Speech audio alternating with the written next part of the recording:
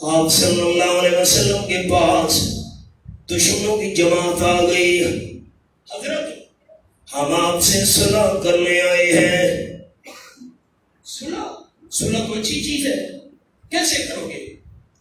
کہنے لگی آپ ہمارے ساتھ چلیں، جتنے بھی ہمارے دربار ہیں استلم بازان لہاتنا، ہمارے ساتھ چل کر کسی ایک دربار کو بوسہ دے دیں، عام یہ ہماری صلح ہے.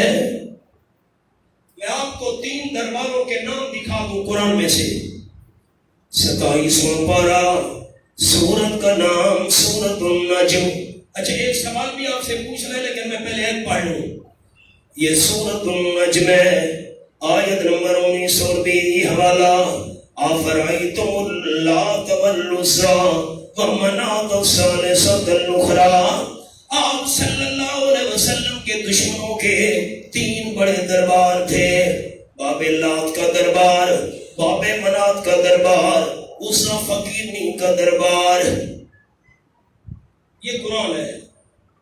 ان کے تو 3 بڑے بڑے دربار تھے اور پاکستان والوں کے کتنے ہیں؟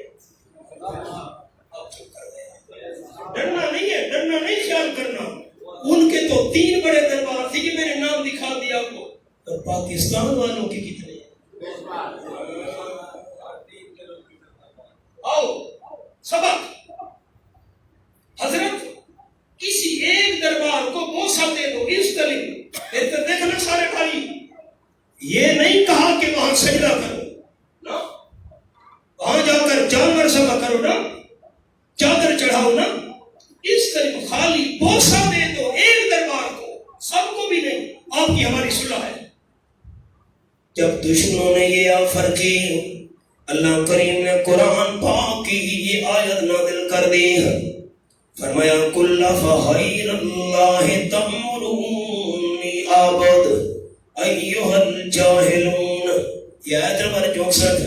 اعلان کر دو میرے حبیب صلی اللہ علیہ وسلم، اللہ کے بغیر مجھے دوسروں کی عبادت کے مشورے دے رہے ہو، اے نادانو. وَلَقَدْ أُوحِيَ إِلَيْكَ وَإِلَى الَّذِينَ مِن قَبْلِكَ لَئِنْ أَشْرَكْتَ لَيَحْبَطَنَّ عَمَلُكَ. مجھے تو اللہ کریم نے وحی بھیج دی ہے. پہلے انبیاء کو بھی اللہ نے فرمایا تھا، مجھے بھی فرما دیا. کیا؟